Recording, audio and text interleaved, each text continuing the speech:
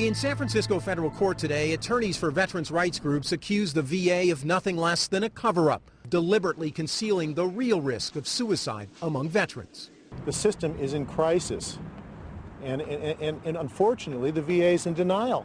The charges were backed by these internal emails written by Dr. Ira Katz, the VA's head of mental health.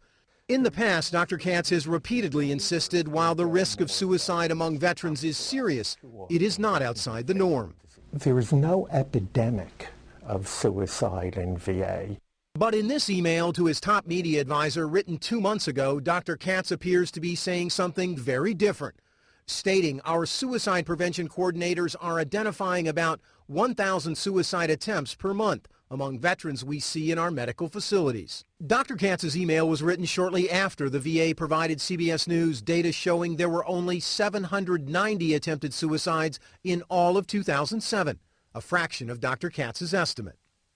This 12,000 attempted suicides per year shows clearly, without a doubt, that there is a suicide epidemic. And it appears that Dr. Katz went out of his way to conceal these numbers. First, he titled his email, "Not for the CBS News interview request." He opened it with "shh," as in keep it quiet, before ending with, "Is this something we should carefully address before someone stumbles on it?" Today, we showed the email to Congressman Bob Filner, who chairs the House Committee on Veterans Affairs. This is disgraceful. This is a crime against our nation, our nation's veterans. They do not want to come to grips with the reality, with the truth. And that's not all. Last November, when CBS News exposed an epidemic of more than 6,200 suicides in 2005 among those who had served in the military, Dr. Katz attacked our report. Their number is not, in fact, an accurate reflection of the rate. But it turns out they were, as Dr. Katz admitted in this email just 3 days later. He wrote there are about 18 suicides per day among America's 25 million veterans.